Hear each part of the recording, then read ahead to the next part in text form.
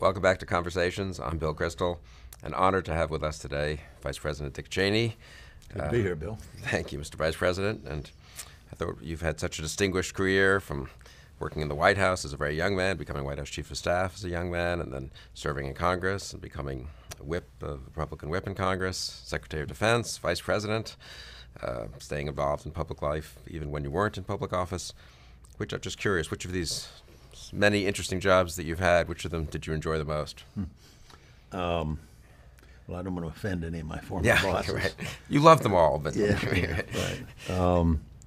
No, if I had to pick one job that stands out, and I can think of all kinds of reasons why: the Ford experience, the being there for the transition from the Nixon to the Ford White House starting on August 9th, '74, or I loved being in Congress, putting my own name on the ballot for 10 years and so forth. Vice President, those are all phenomenal jobs, but the one that stands out, the one I probably enjoyed most of all, was Secretary of Defense. It was a time when we had a magnificent force in being because of the Reagan administration, the investments that had been made in our equipment and training and the quality of the people that were involved. Because it was the end of the Cold War. The Soviet Union was going out of business. The Berlin Wall came down.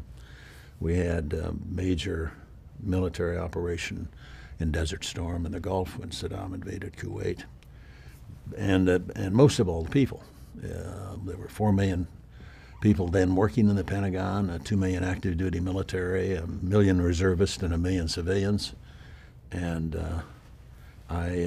as a Secretary of Defense, it was a very special privilege to be there, but it also happened at a time when, sort of everything was right in the sense of the support of the American people, the capacity of our military, the quality of the folks I worked with in Bush 41, George H.W., Jim Baker, Brent Scowcroft. It was a very unique time and team, and that was probably the highlight.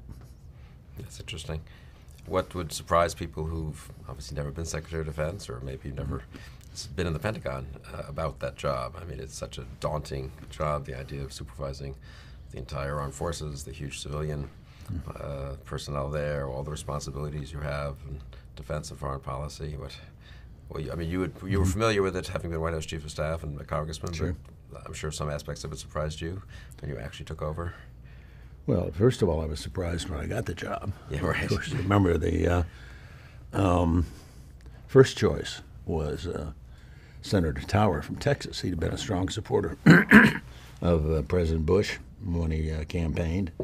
I was pursuing a career in the House. I really wanted to be the Speaker of the House or the Republican leader, and I'd gotten to the number 2 slot, and I was on that track. And all of a sudden, the Tower nomination went down. I got a phone call from the White House. One thing led to another, and the president offered me the job, and I signed on.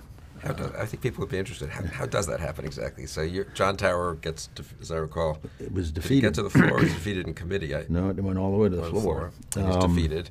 Yeah, he'd been. There were questions about his personal conduct and so forth. So then, what? That day, the next day, 2 days later, well, who calls you? How does it work? That morning, the morning of the day, the committee had already voted and had reported it out, but it was his committee. He'd been chairman of that committee before. No senator had ever been rejected by the Senate before. I mean, it was total shock, in effect. Right. But they reported it to the floor, and negatively, right. And the Senate voted that evening. But before the vote, I got a phone call from Brent Scowcroft and John Sununu down at the White House, and they asked me if I could come by. The National Security Advisor and the Chief of Staff. Chief of Staff. And they invited me to come on down and wanted to talk about what to do next. This was a few hours before the vote, and I told them I couldn't get there at the time. They wanted to do Evans and Novak talk show. So on the show, it was interesting because Bob Novak and Evans were speculating about who the next secretary was going to be, because it was clear Tower was going down. And Novak said, "I've got it on the highest authority. It's going to be Bobby Ingram, had been in the Navy, admiral, and had been heavily involved in intelligence business and so forth. But Of course, I was sitting there waiting to go to the White House. I couldn't say anything. I didn't say anything. I went down to the White House after that, had a meeting with Scowcroft and Sununu, and I assumed they wanted to consult with me because I was part of the leadership. But after one question, they asked me if I had any recommendations, and I did, in fact, recommend somebody. And they said, that'll never work. What about you? Would I be interested? It was all an effort to recruit me to the job. I said I'd have to think about it. We talked about it a bit. We left it that I would go home that evening, and the next day, if I was interested in pursuing the matter, then they'd set up a meeting with the president. They sort of wanted to screen me first and see if I actually was interested in it. So that night I went home, and when I got home, I got a phone call from Jim Baker. Jim was the new Secretary of State, was an old friend of mine. We'd worked together back in the Ford years. We were fishing buddies. He called and urged me to take the job. I talked with my family that night, and the decision I had to make really was to give up a career in elective office, because I'd worked for 10 years at that point and moved up to the number 2 slot, and I was in a position to succeed Bob Michael, the leader, when he retired, or even run for Speaker if we captured the majority.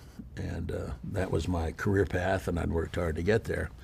And going to the executive branch and giving all of that up was a significant decision to make. But I decided I definitely wanted to pursue it. I had a vital interest in national security matters and defense. To be Secretary of Defense, brand new administration with Baker and Bush and Scowcroft sounded like a remarkable opportunity. So the next morning I called Sununu, and he set up a meeting at noon for me in the White House with the president. I came in the southeast gate so the press couldn't see me, and I had a car and driver then as the Republican whip. But walked into the south diplomatic entrance, got in the elevator and rode upstairs to the second floor and went to the president's private office that's inside the residence itself. I can remember as I walked in, looking up on the wall, and there was a famous painting, I think it's called the Peacemakers. It's Abraham Lincoln, William Tecumseh Sherman, Ulysses S. Grant, and Admiral David Porter on a ship, a steamer, off Richmond, just as the Civil War is ending a few days before Lincoln was assassinated. My great-grandfather had served under William Tecumseh Sherman throughout the war. Yeah. And it occurred to me as I was in the room as I walked in to talk to the president about becoming Secretary of Defense, I wondered what he would have thought that his great-grandson would someday be in the White House with the president talking about taking over the reins of the U.S. military. But I signed on and never regretted it. It was a tremendous opportunity, and I loved every minute of it. Oh, that's a terrific story about the painting. I remember, people subsequently who were younger, think of you as Secretary of Defense, Vice President, sort of. But I remember, being surprised in the sense that Bob Michael was only going to serve probably another term or two as leader. You were, it would have been a total consensus choice to succeed him as Republican leader. Republicans at that time hadn't been in the majority in 35 years in the House, right. But people had the sense that it might one day happen and you would have been Speaker. And I remember being surprised actually when your name was floated. I don't know if it was floated much. I think it was pretty much announced, right? So you met with the president at noon. Met with the president at noon. He didn't offer me the job, but we talked about it. Talked about what needed to be done at defense and so forth, and some of the issues. And then I left, and he and I had spent about an hour together. Sununu showed up right at the end, and I got just the two of you, though. Just the two of us. Wow. Up until that point. Wow. And then Sununu arrived. We ended the meeting. I got in my car and was driven back to Capitol Hill, and I'd been back there about 15 or 20 minutes, and the phone rang, and it was the president. And he said, "Dick, I'm offering you the job. I want you to be my Secretary of Defense." And I said, "Yes, sir, I'm happy to accept." And he said, "Well, come on back down here and we'll announce it." So we went right back to the White House. And that afternoon, just 24 hours after Tower had gone down to defeat, he and I went into the press room in the West Wing of the White House and announced that I was the next nominee to be Secretary of Defense. It's pretty fast. It was fast, and it was, part of it was, I think the committee had been through a very difficult time with the battle over Tower. And my confirmation from the time the president announced me until I was finished with confirmation was about 7 days. It was nearly a record. I'm sure there have been some shorter than that, but it was a unanimous vote. They were eager to get somebody else on board. I think I benefited by the fact that I'd spent 10 years in the House, and I knew the leaders and members both in the House and the Senate. Sam Nunn was chairing the committee, and we were good friends and worked on various things. So it moved very smoothly from that point on. And you had so much to preside over in those years. I remember them from my much lesser vantage point there as the Vice President's Chief of Staff. But downsizing the military after the Cold War without trying to prevent too much downsizing. Mm-hmm. The Gulf War, obviously. What about the Gulf War? It seems to me that's something that also was taken for granted after the fact. Well, of course we were going to kick Saddam out of Kuwait. Of course we were going to send 500,000 troops over to Saudi Arabia, a nation that I think had never had foreign troops on its soil, right? I mean, to talk a little bit about that. Where were you when you learned that Saddam had invaded Kuwait? Do you recall? Well, I was... did you expect it a day or two before? Or we had... What happened was we had concerns. Saddam had been throwing his weight around. Right. The Iran-Iraq war had ended. Economically, he was in some difficulty. He had accused the Kuwaitis, for example, of undercutting the oil price, and that hurt him because he was almost totally dependent on oil revenues for his government. And he'd actually moved troops down to the Kuwaiti border. Right. And excuse me. The advice we got from our friends in the area was, don't do anything to upset him. This is just a show of force. He's trying to negotiate a better deal on oil prices and so forth, and he'll never invade. And that's what we got from the region. At one point, the United Arab Emirates, in the run-up to the actual invasion, they were concerned. And they called and wanted us to loan them a couple of tankers for refueling their aircraft. The UAE has a pretty good air force. It's small, but good equipment, well-trained. So we sent them over, and while they were en route, Pete Williams, my press secretary, announced that to the press. They got very upset. They didn't want Saddam to know there were American tankers in the region. But we had briefings that basically said he's prepared, but all of a sudden then we started to get reporting in that he was moving his tanks, his armor, his artillery out into positions where they would be if he was actually going to do it. And then all of a sudden he did. He marched into Kuwait.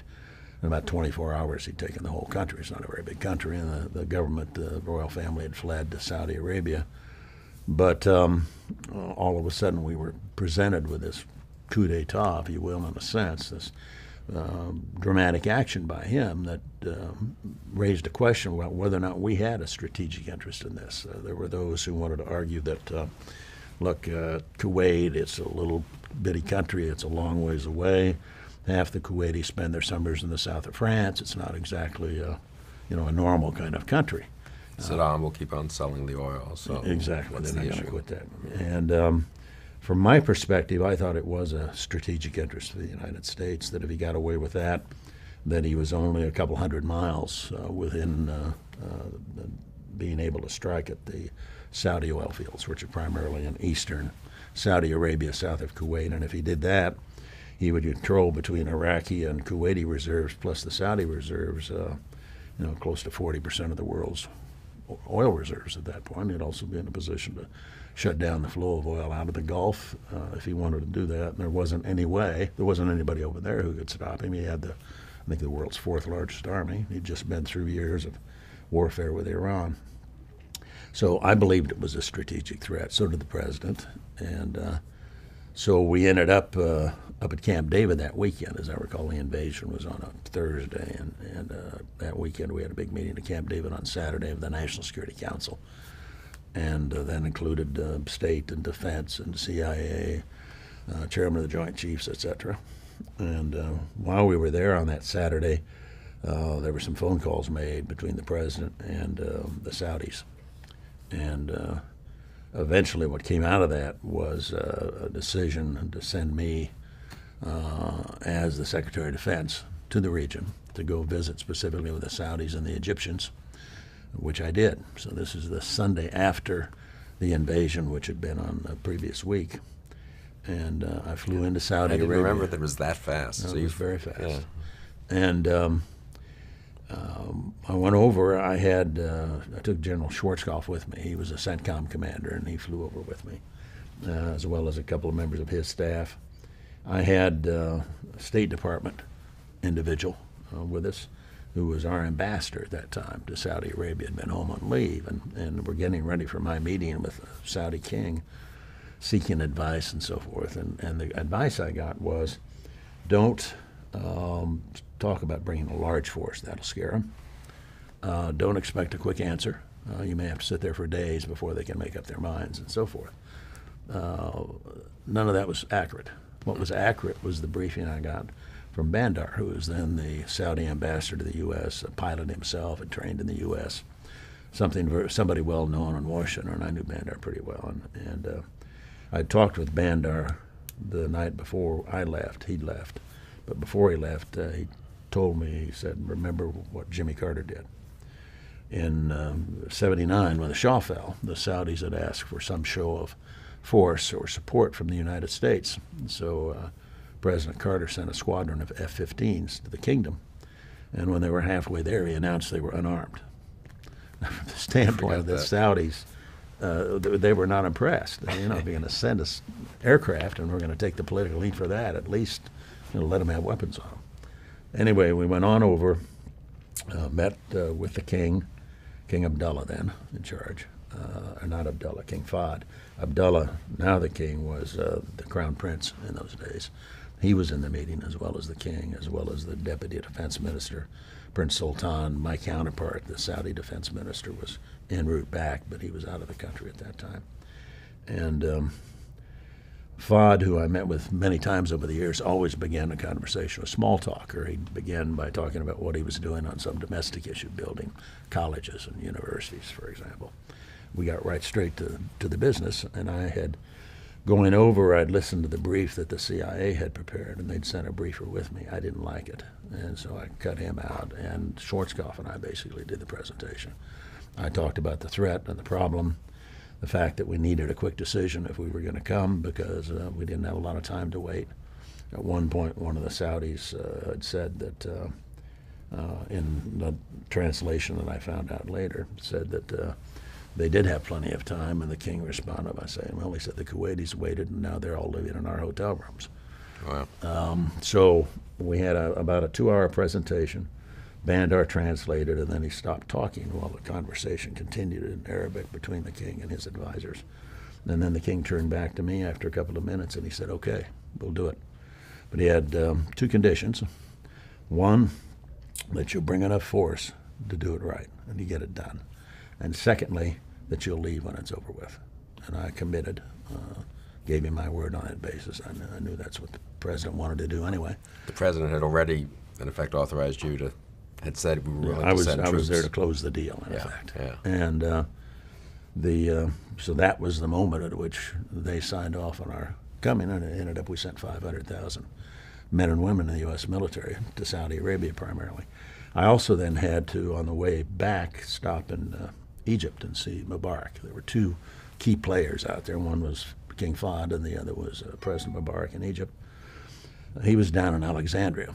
I had a big, one of the big old 707s with a full load of fuel that couldn't get off of the airport down in Alexandria. So we left it in Cairo and flew on a little Beechcraft 2-engine prop job that belonged to the embassy down to Alexandria, and we landed right next to a big jet in Alexandria that belonged to the Iraqi vice president, foreign minister, who was running around ahead of me trying to put out the fire that they'd caused when they invaded Kuwait. And so I went to the palace there on the sea in Alexandria, and I had to wait for the Iraqi to leave. But it was a perfect setup, because by the time he left and I went in, Mubarak was steaming. I mean, smoke was coming out of it. He was so angry with the Iraqis. And I told him what we were going to do, that we were sending troops to Saudi Arabia. The king had approved it. The president approved it. We weren't going to announce it till I got back. The president could announce it. And he asked, well, what do you need? And I said, well, we need overflight rights to be able to get aircraft into and out of the region. He said he got them. I said we need the ability to bring our nuclear carriers through the Suez Canal. They don't like nuclear carriers going through. They'd always responded negatively oftentimes. He said, when do you want it? I said, we'd be there tonight. I'd already ordered one of our carriers that was in the Med to head for the Suez Canal. And then he said the Egyptians would be happy to participate as well, and they too would send divisions. I got up and left, and on the way back, I got a phone call from the president saying, stop in Morocco. King Hassan in Morocco had been on the phone to the president, so I stopped there, had a late night session with the king and his aides, and then told the king I needed to see him alone. So just he and I and the interpreter went off to a private room, and I told him what we were doing and didn't want to do it in front of the larger crowd. But before we started, he asked me, he said, is this classified? And I said, yes, sir, it is. And he reached in his pocket and he pulled out a little silver box that had a copy of, or a piece of the Quran in it. And he talked to his interpreter in Arabic, and then he took and put it back in his pocket, and I watched all this. This was kind of amazing. And I asked him about it, and he said, well, he said, that's a piece of the Quran, and he just swore on pain of death that he will not reveal what we're about to talk about. I thought, I could use one of those. Yeah, yeah. But again, part of the success was the president. George Bush, 41, knew, all the people we were dealing with he'd dealt with before at the United Nations and in his time as vice president. And so a lot of them were personal friends. And you couldn't have a better introduction to the King of Morocco or Saudi Arabia than if they'd had a call from the president, former vice president of the United States. And by the time I got back, we announced, it was about a Tuesday morning maybe, and we had an NSC meeting, and then the president went on TV and announced that we were deploying forces to the Middle East, to the kingdom, to reverse Saddam Hussein's aggression. What was most amazing to me, I think, in those months from the invasion to our counter-invasion, expelling Saddam, but also generally in that White House, in that administration, was the degree, and I didn't realize it at the time, because it was the only White House I'd been in, was the degree of cooperation and coordination among cabinet agencies and with cabinet agencies in the White House. And now I think, looking back, I think it's unusual to say the least. I mean, don't you think? I mean, you and Defense, State, National Security Advisor Brent Scowcroft, the President himself. I mean, it was pretty remarkable, wasn't it? And how did that work in practice? I mean, you gave this account now and made it sound sort of simple. You got on the plane, but of course, a huge amount of coordination with State and the National Security Council. In the case of this emergency, 24/7 really, coordination up and down the line too, at your level, but at the second and third tiers. So, I mean, how did it work? Just you talked to Baker every day, 5 times a day. You guys met every worked week. Very well. I've let's see, there've been 5 Republican presidents since Eisenhower. I worked for 4 of them, and worked closely with the 5th, the Reagan years when I was part of the House leadership. The best national security team I ever saw was that one. The least friction, the most cooperation, the highest degree of trust among the principals especially. We had a practice that Jim and I and Brent would meet in Scowcroft's office in the White House, National Security Advisor, at least once a week, usually Wednesday mornings for breakfast. Now, we couldn't always do it. Sometimes somebody would be out of town.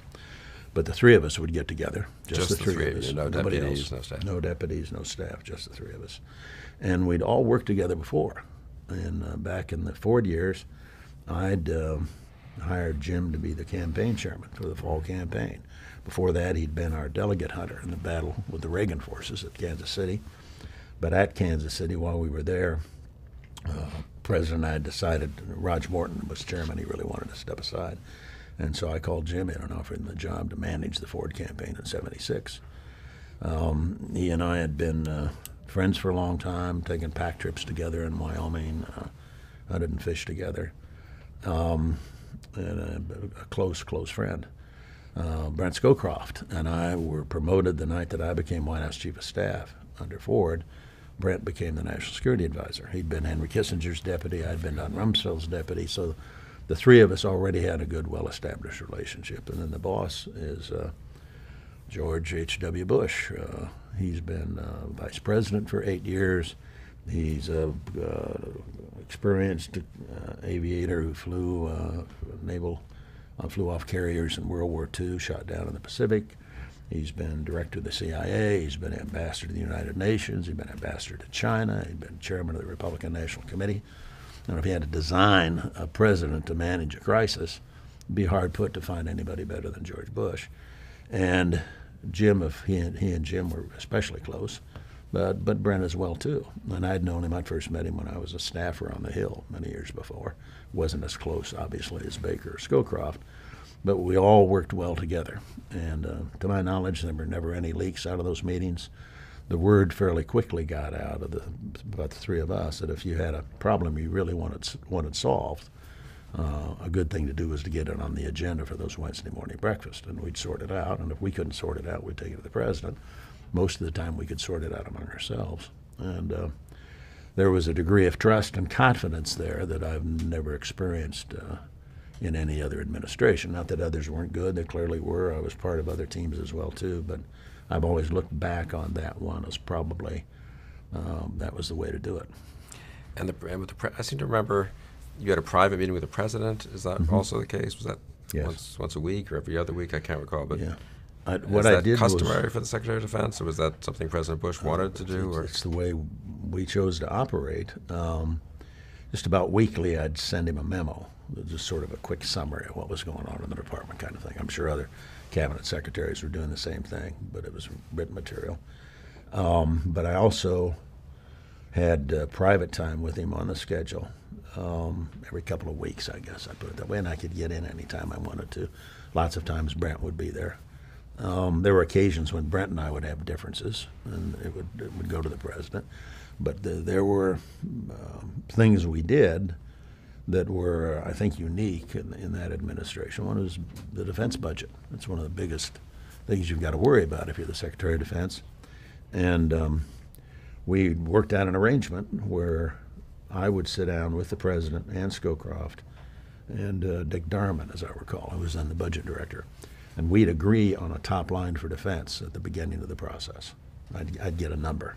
And that was what I had to operate the Department of Defense with. And I could put together the budget then the way I wanted. I didn't get nickeled and dimed by the OMB guys. There occasionally there'd be an issue to come up, but it gave me great credibility and authority in terms of dealing with those issues inside the department. It was also helpful on the Hill. I sat down at the beginning of each budget session with Jack Murtha from Pennsylvania. Jack's a Democrat, Marine, served in Vietnam, first Vietnam vet, never to be in the Congress. He's also chairman of the Armed Services of the Defense Appropriations Subcommittee. And he'd come down to breakfast, and we'd sit down and get out a piece of paper, and on one side of it we'd put what he had to have that year. The other side was what I had to have that year. Those were our priorities, and that was pretty much the bill. We once passed the defense appropriation, thanks to Jack, because he was also close to Tip O'Neill. We passed it on a voice vote under suspension of the rules, no amendments, no debate. It was a successful way to function. The operations, in terms of how we functioned together, the president was, in my mind, very, very good in terms of supporting you. There was a point at which, for example, I became very dissatisfied with the Air Force Chief of Staff. This was early in the Gulf crisis, and he'd gone off to the Gulf for an inspection visit in the early weeks, and took some reporters with him. We'd been advised, don't take reporters. There are some over there, and you don't need to have a bunch of reporters with you on the plane. Well, he took 3 reporters with him, and he spent 14 hours with them on the aircraft on the way home. And that resulted in a big front page story in the Washington Post, sort of about how the Air Force is going to win this single-handed, and the American people won't stand for a lot of casualties when the body bags start coming home. And it was at a time when we were working hard to promote jointness between the services. Right. This is the first administration. I was the first Secretary of Defense who spent all his time operating under the provisions of the Goldwater-Nichols Act, a major reform that had been adopted recently. But I got up on a Sunday morning, and on the front porch there's a Washington Post with that story on there, and I mean, just pre-internet days. Pre-internet days. These days, you would have seen it online, Saturday afternoon. Somebody would have called. But it was very disturbing. It made me angry, obviously. So I went and took a long walk on the C&O Canal, which I did occasionally. Got some exercise and came back and reread the story and got mad all over again. I called the president that Sunday up at Camp David, got him off the tennis courts, and said, Mr. President, I may have to relieve the Air Force Chief of Staff, and I wanted you to know in advance. And he said, okay, Dick, whatever you got to do it. I'll back you up. No second guessing, no, well, you got to come brief me before you do it kind of thing. I trusted my judgment. The next day I called the general in and asked him if, in fact, the story was accurate. And he said, yes, it was. And I said, well, I want your resignation by sundown. And Bush backed me all the way. Now, that was no small thing. You don't often relieve members of the Joint Chiefs of Staff, but there was never a time when I didn't feel I had his total support, his willingness to back me up, and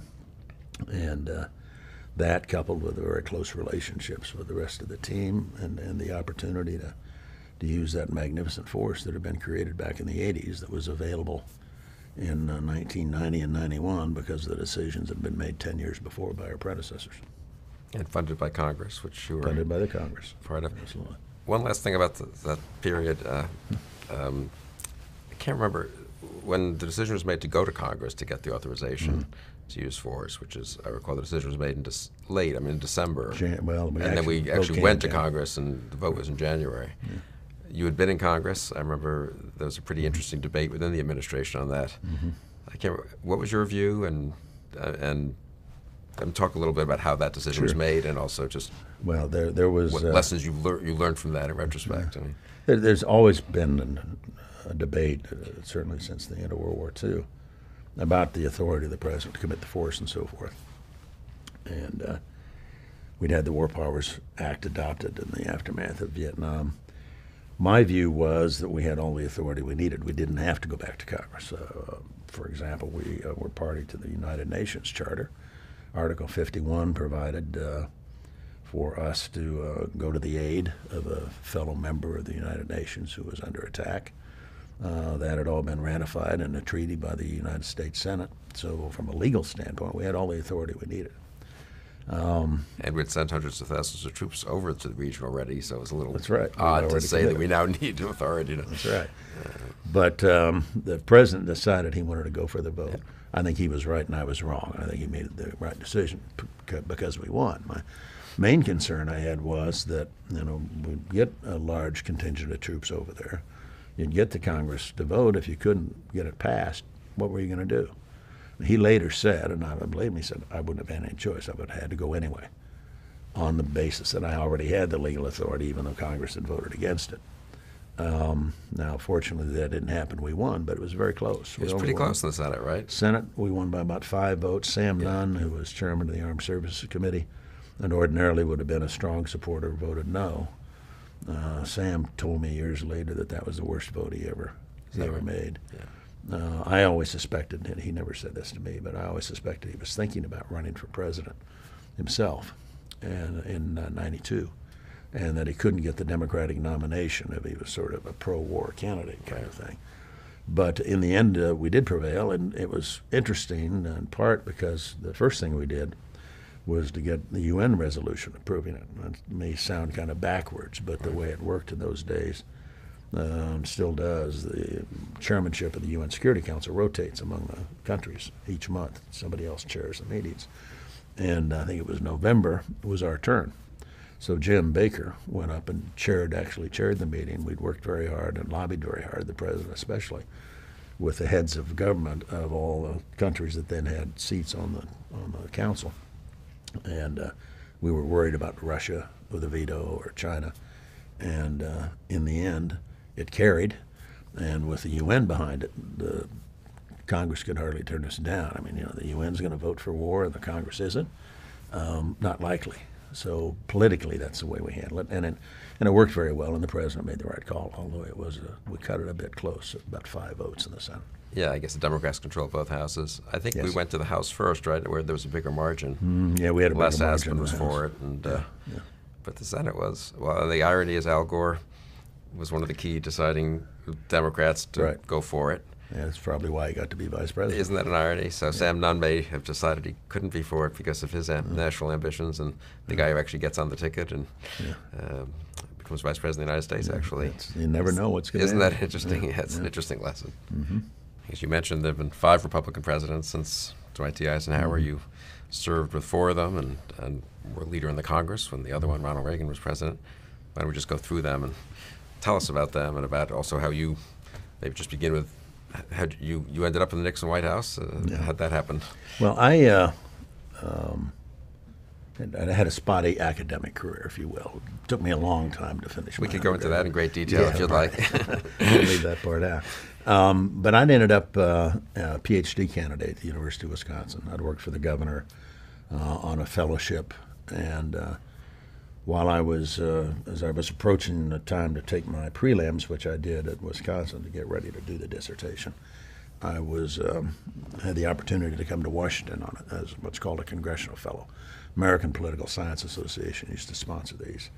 And it provides for a year on the Hill. You study Congress, work for members of Congress. You're free help to them. Your salary's paid. And so that's how I came to town in the fall of 1968. This is after the Bobby Kennedy assassination, Martin Luther King assassination. We'd had riots in the streets. It was a difficult time in our history. And I'd never worked in Washington. This was my first go. I went to work for a guy named Bill Steiger from Wisconsin initially. I'd interviewed with Don Rumsfeld, but he'd thrown me out the interview. He refused to hire me. He was then, what, a first or second term congressman? He'd been elected in '62, and this was '68. He was newly reelected. He'd spoken to the group, and I was impressed. And so I went and made an appointment to see him about becoming his fellow. And he asked me what I was doing. I explained I was working on my PhD. I was going to become a professor, go back to the University of Wisconsin, and so forth. And when I got to that part, he stood up and said, "Well, this is not going to work. Thank you very much." And kicked me out. I'd been in there about 10 minutes. I was a little put off by all of that, but I went down the hall, went to work for Bill Steiger. Great guy. He was then the youngest member of Congress. I'd known him in Wisconsin when I worked for the governor. So Bill took me on board, and some months later, Rumsfeld was picked by Nixon to be director of the anti-poverty program, the Office of Economic Opportunity. And I sat down one night unsolicited and wrote a 12-page memo to Rumsfeld telling him how he ought to conduct himself in his confirmation hearings, what he ought to do with the agency once he got confirmed, and so forth. And I gave it to Steiger. Bill really liked it and asked if he could send it on. And he was advising Rumsfeld on his confirmation and so forth. So he sent it on to Rumsfeld. I didn't hear anything for a couple of weeks. And then Rumsfeld got confirmed, and I got a phone call that day from a guy named Frank Carlucci. Frank later preceded me as Secretary of Defense. He was then an old buddy of Rumsfeld's from Princeton days. He was helping Don with the transition. He wanted to know if I'd come down the next day to OEO to become part of the team, just a bunch of advisors. So I went down the next day, about 50 of us there. Rumsfeld came in and spoke, talked about his hopes and aspirations for the agency. It's his first day on the job, and he left. His secretary came back in and said, "Is there anybody here named Cheney?" And I held up my hand, and she took me back down the hallway into his office. And he was there at his desk. The place was a dump. I mean, there were pans on the floor catching the rain, drinking through the roof. And he's working on something. I had to stand there for a couple of minutes, and then he looked up at me and he said, "You're congressional relations. Now get out of here." He didn't say, "I'm sorry I threw you out last time," or "Would you like a job?" or "I like the memo." "You're congressional relations. Now get out of here." So I went out and said, "Where's congressional relations?" And they told me, and I went down and took over congressional relations. Is that right? And that was the beginning of what's become a lifelong friendship. But later on, while I was a congressional fellow still, operating as part of the program, I was actually running congressional relations at OEO. And then later that summer, as the fellowship ran out, he hired me full-time as his assistant. And so I'd worked for Don throughout the first Nixon term.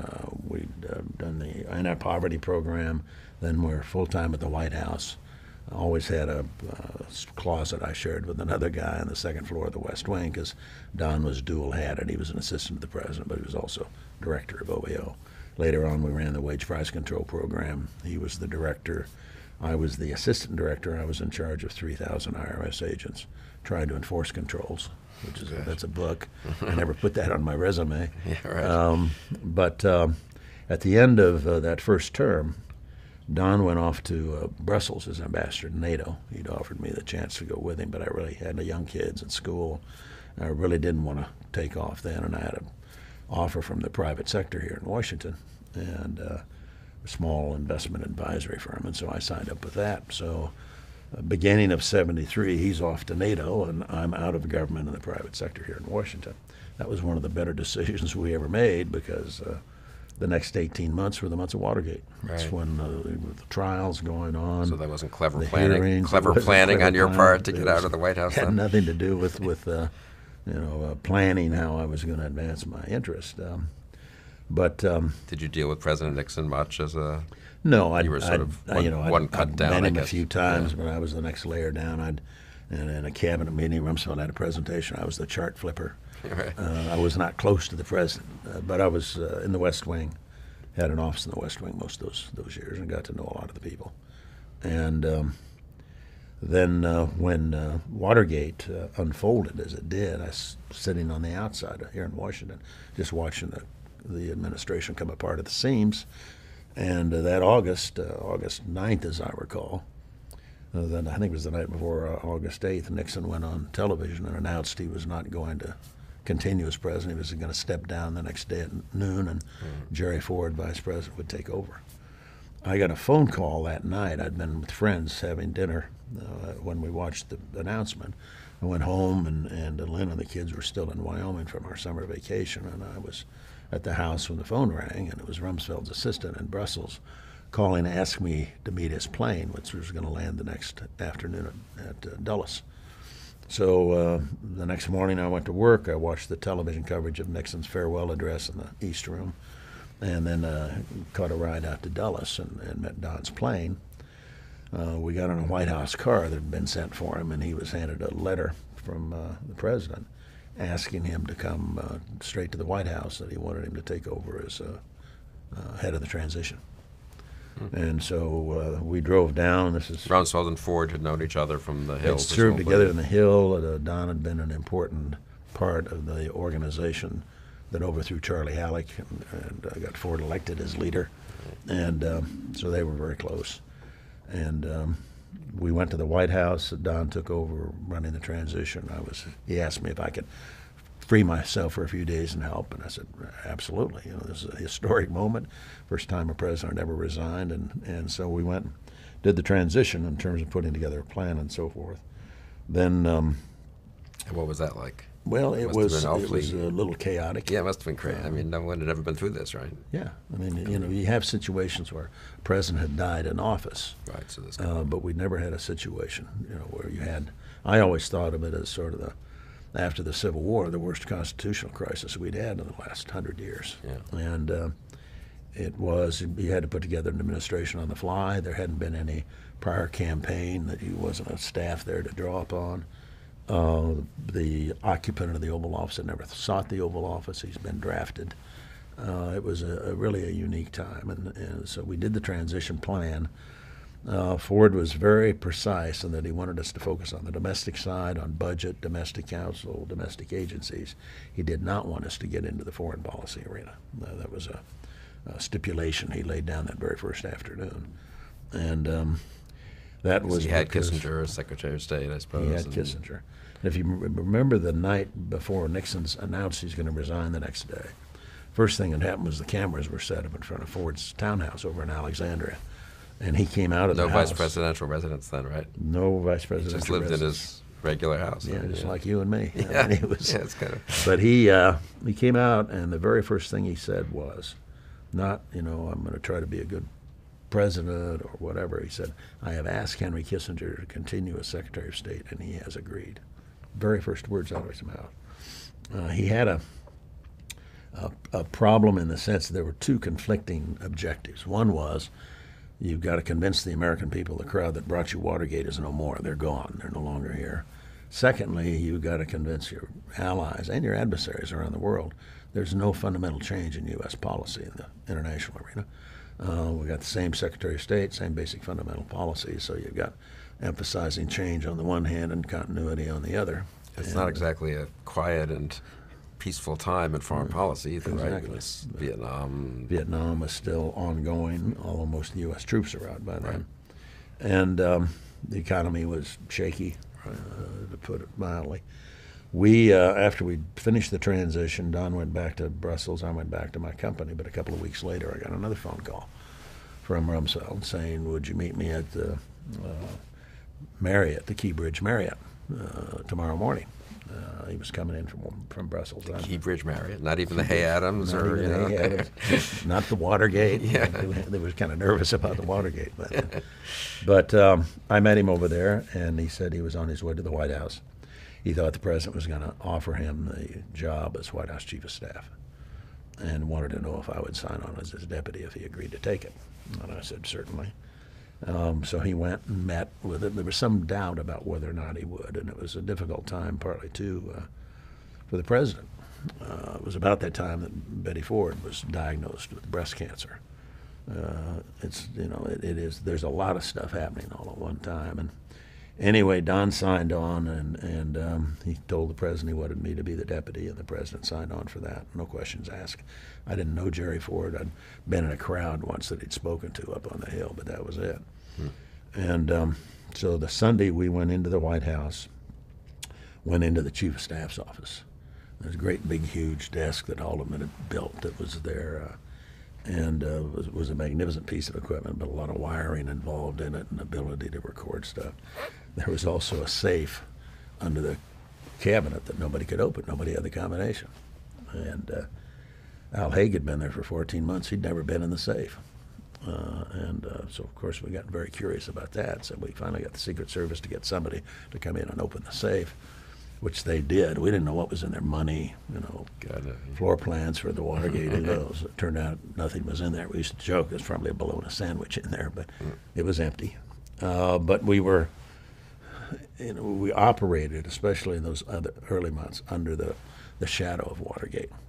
In those first days, of course, you've got the problem of the continuing investigation, potential prosecution of Nixon, and in addition to the policy issues itself, there's the whole question of Watergate. When Ford made the decision to pardon Nixon, was that period of time after the transition, but before we went back. So the pardon was before you were back. Yeah, pardon was about a month after he'd been sworn in. It was around the 8th or 9th of September. He'd been sworn in a month before. And we were back late September is when we took over. But I can remember going to the Hill with the president when he had to testify, wanted to testify before the House Judiciary Committee. Yeah, the only time I think a president has testified, maybe? That's correct. Congress. There was some talk that maybe Lincoln had at one point, but that didn't really pan out. But Ford wanted to go before the committee. And this was about the pardon, sort of whether it was improper somehow. Allegation that there had been a deal, right, that he had promised a pardon if, in fact, Nixon would step down and let him become president. That was not true. It was never true. But Ford wanted to go up, and it made a lot of sense, partly because he'd been the Republican leader. Right. Everybody knew him, trusted him, and so forth. But I went up that day with him and sat in the gallery or in the public section of the committee room, and that was shortly before the November '74 election, which turned out to be a real train wreck. I can remember Don and I set up a deal where we'd alternate trips. He'd do one trip and I'd stay in the White House, and then the next trip I'd do, and so forth. And this was my trip, my first trip that I've taken on in charge on the road. And we went to Kansas City and spoke to the future farmers of America, where the president delivered what we laughingly referred to as the lick your plate clean speech. He'd given an economic speech to the nation early on, and it wasn't one of our better efforts, and it was very long, so we cut it in half, gave the first half of the speech on TV, and then the last half to the future farmers of America in Kansas City. We went and landed in Los Angeles, and en route to Los Angeles, the president got a phone call on Air Force One that Nixon was very, very ill in the hospital down in Long Beach Naval Hospital, and the president decided he wanted to go see him. My argument was, Mr. President, look, we're trying to get as far away from that as we can. if we go down and you visit President Nixon in his hospital room, I said, you know, that's going to be everything. It's going to be all the news and the headlines, and the last thing we need going into this election is that association. He said, damn it, Dick. He's a friend of mine. We served together. He appointed me vice president. Now I'm president of the United States. I'm going to go see him. So I had to get helicopters sent out. They landed in the parking lot of the Century Plaza Hotel there in downtown Los Angeles. Next morning, got up, we loaded the president, flew down to Long Beach Naval Hospital. I think it was Long Beach. Landed there and went into the hospital and up to the floor where the president was, President Nixon, and the press is all gathered in this big open area. And, of course, they see us coming. They know we're going to be there. We're met out there, as I recall, by Pat Nixon and the girls.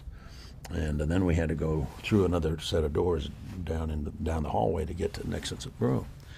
Well, that whole wing, that floor, he was the only patient in there. It was brand new.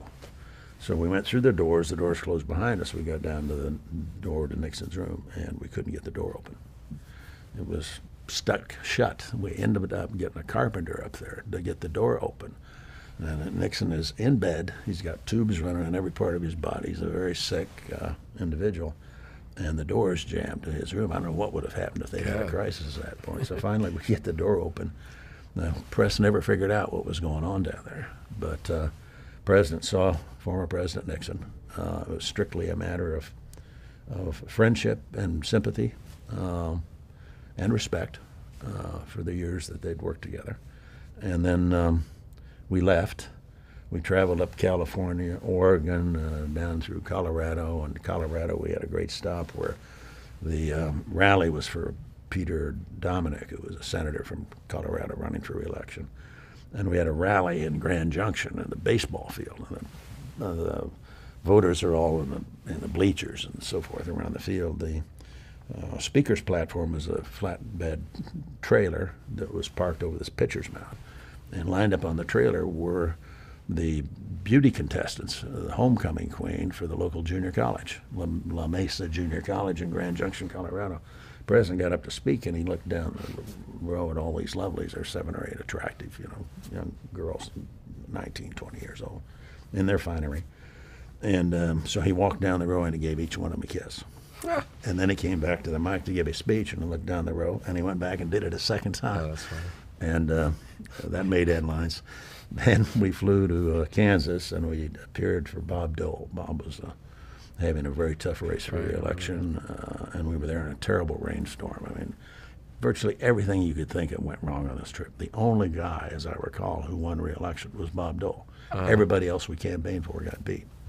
So that was my first experience on the road, running the presidential cavalcade. I was sure Rumsfeld would never let me out of town again. But he did. And President Ford didn't blame you for. No, he didn't. I think November '74 was sort of beyond anyone's control at that point. I think it was. We were down. I think about 140 some members in the House. Isn't that amazing? Yeah. It was a situation that we were carrying the weight of Watergate. It wasn't at all surprising that it was a bad year, but that was the start to our time in the White House. But President Ford really pulled it together in the He 75, did. 76, and I think history now judges, maybe more than people at the time did, what a service he did to the country, and just in a way getting things at least on something like a even course. Obviously, Vietnam was terrible. That he tried to save South Vietnam in early '75, but Congress prevented that, I guess. That must have been a very rough week or two or month or so. And Vietnam to be in the White House watching the helicopters taking off, and feeling that you wanted to do something but had been stopped, that must have been very difficult, I should think. Yeah, he had the arrangement by then, all the U.S. forces are out, and this is the spring of '75. Right. And the North has invaded the South, basically. We had still had people at the embassy in Saigon and still had a contingent. We were flying people out of, especially orphans, out of Tan Son Nhut there in Saigon. It was a difficult, dark period of time, and the president had the authority to go ask Congress for additional help. And the way Nixon had handled the withdrawal before was pretty much a commitment to the South Vietnamese that if they got into difficulty, we'd support them. Especially a flat-out North Vietnamese invasion, Yeah, I mean, contrary to the treaty. I mean, the peace Exactly. treaty. Yeah. So, but Congress shot that down. I can remember being down at Tulane University in Louisiana when the president was making a speech down there, and that was the day that it sort of all got. It was clear there wasn't going to be any further involvement by the U.S. And then we ended up back up here, in the West Wing. There was a state dinner underway that night. But this is the night that the embassy was surrounded by Viet Cong and by the North Vietnamese. We'd been told by our ambassador on the scene through Jim Schlesinger, over Defense, Secretary of Defense, that all the Americans were out, when in fact they weren't. We still had 50 Marines on the ground surrounding the embassy trying to secure it while we're lifting people off by a helicopter from the embassy roof.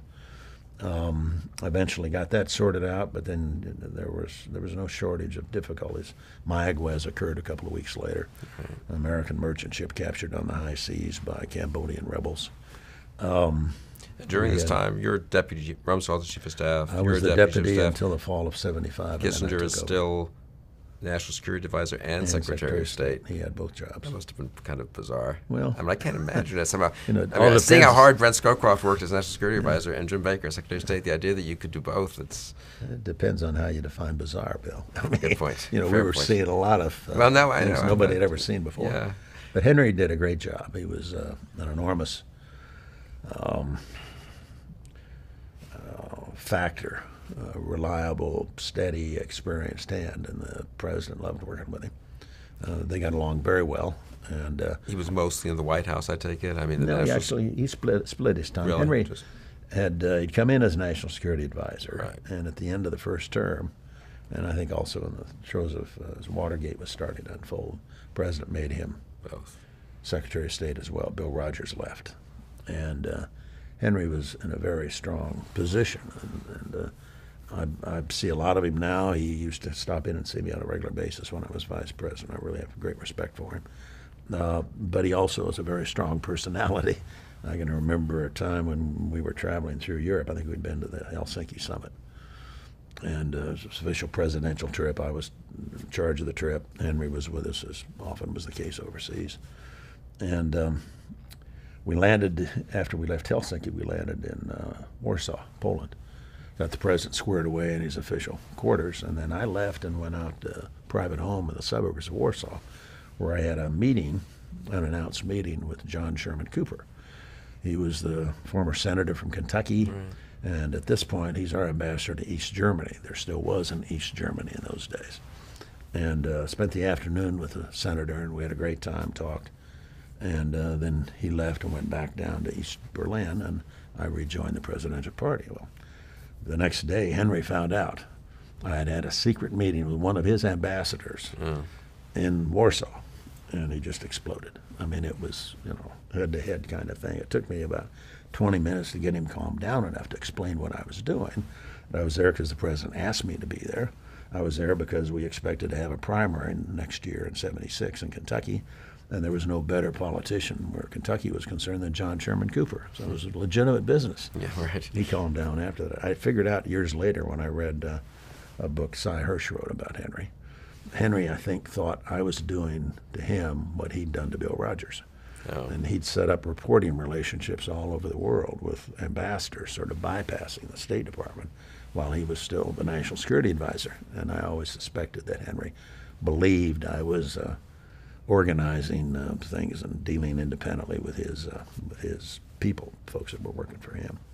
But we had 2 assassination attempts on the president. That's amazing.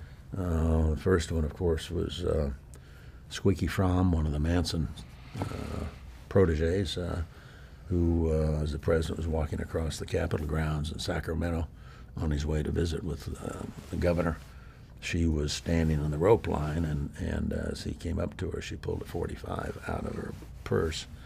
And fortunately, Larry Boondorf, one of the agents, saw what was happening and reached over and grabbed the .45 and put the skin between his thumb and forefinger down between the hammer and the cartridge, so the gun never went off. Not long after that, we're in San Francisco. I wasn't. These were both Rumsfeld's trips. I was said that. As you like to remind him, I'm sure. Remind him that. But later on, he's coming out of the hotel in San Francisco, where he had been speaking to the building trades group. It was the same group that Ronald Reagan was speaking to several years later when he was shot here in Washington. No connection. It just happened to be that unique kind of an arrangement. But as he'd been coming down on the elevator to get in the motorcade, he'd stepped through as one of these freight elevators where the door rises up instead of moving sideways. The elevator door went up. The president started to step through, and it came down and hit the president on the top of the head and split his scalp open. They had to take him back up to the hotel room and get the bleeding stopped, get a Band-Aid on it, and so forth. And then he got back on the elevator, went and walked out to get into the limousine, and Sarah Jane Moore, who was across the street, fired a shot at him. Missed, fortunately. But, there were sort of just one darn thing after another. So then when was the shake-up where really President Ford put his own stamp, I would say, even more on the presidency, and you became Chief of Staff, and Don Rumsfeld became Secretary of Defense. Right. Kissinger was, I think, stayed as Secretary of State, but was no longer National Security Advisor. What was that, November 75 or something? It was, I think it was announced in November of 75. That was I think one of those classic cases where the press interpreted it as, oh my God, they're desperate, they're moving the deck chairs on the Titanic. But actually it was the beginning of a really very big comeback for the Ford presidency when you think about it. He beat back the primary challenge, he almost won the president, won re-election. He had a pretty good year in 76, I think, in terms of policy. I mean, beat Ronald Reagan for the nomination. Yeah, that's not nothing, right? That was tough going. No, we, by the fall of 75, one of the things that we'd never dealt with was that decision the president had made the night before he was sworn in when he said, I've asked Henry to stay, and he's agreed. And then he told the transition team, don't get into the national security arena, which we didn't. So there was that sort of piece of unfinished business. And there was the question of Nelson Rockefeller on the ticket going into 76. That's right. So he'd become vice president. He'd become vice president, and close to Ford. He was never happy as vice president. We can do a whole show on that. Yeah, right. As a former vice president, I have a certain sympathy, but I was the cause of a lot of the problem. My job was to oftentimes say no to him as the chief of staff, and he never forgot it. But that November, when we made a lot of switches, sort of to clear the decks and get ready for the year ahead, and Henry gave up the NSC advisor slot. Brent took that over, Scowcroft did. Rumsfeld went to the Pentagon, and I became the chief of staff. George Bush came back from China and became the director of the CIA. So there were a number of moves we made at that point, which needed. And was the Rockefeller decision made? I can't remember. Was that made then that he would not be on the ticket in '76? Yeah. And announced then. It was announced. It was during that same. Sort of a lame duck vice president for a whole. Well, it year. Was the arguments on Rockefeller. Of course, if you looked at the situation we faced with, it was clear by then we were going to have to run against Ronald Reagan for the nomination. And Ronald Reagan, who had very strong support on the conservative side of the party, there wasn't any way we could win the nomination if we didn't have some conservative support on our side. And Nelson Rockefeller was anathema to the conservative wing of the Republican Party. He'd been the guy who'd gone against Goldwater in '64 in California, and and he was very unhappy as vice president too. So that was part of the package, was that he would step down and we would announce it then, which we did. And the other thing that did was that opened up the possibilities for others who might think maybe they'd get a shot to be vice president. And it didn't hurt going into the battle with the Reagan forces that a number of prominent people in the party might look at that vacant or soon to be vacant post as vice president and think, gee, maybe that could be me. Right. And so we sort of dangled that out there, and that was part of the strategy as well too. And in the end, it all worked. It's probably one of the biggest shakeups when you think about it of an administration. That's right. That I can think of. You know, if you think of a new chief of staff, new secretary of defense, new national security advisor, new CIA director, new commerce secretary, told that he wouldn't be on the ticket. I mean, but you had a good year in '76. We did, and it was was almost as though that was the completion of the transition that we'd never really had a chance to complete before because of the press of business, circumstances, and so forth. By then, the president knew what he wanted and what he liked. He had strong feelings about Jim Schlesinger at Defense. He and Schlesinger never really hit it off. One point, the president had been critical of Schlesinger and told him he needed to do a better job of getting money for the Defense Department up on the Hill. And Jim went out and held a press conference in which he said not very nice things about the chairman of the Appropriations Committee, George Mahon, Democrat from Texas. Well, Mahon was one of Ford's closest friends. They'd been together 25 years in the House. They'd both served on the Appropriations Committee and the Defense Appropriations. That was the wrong message for Schlesinger to try to deliver. So there were certain parts of it that the president felt he was happy to do, if I can put it in those terms. There are other parts where he did things that were difficult, but were the right thing to do. And as the new chief of staff, I'd signed on, but I always remember the day before this all announced, it's starting to leak. That Sunday morning, I'd have brought Schlesinger and Bill Colby into the White House early on a Sunday morning. And the president had fired both of them. Bill Colby was happy to go. Schlesinger, the president later told me it was one of the toughest meetings he ever had.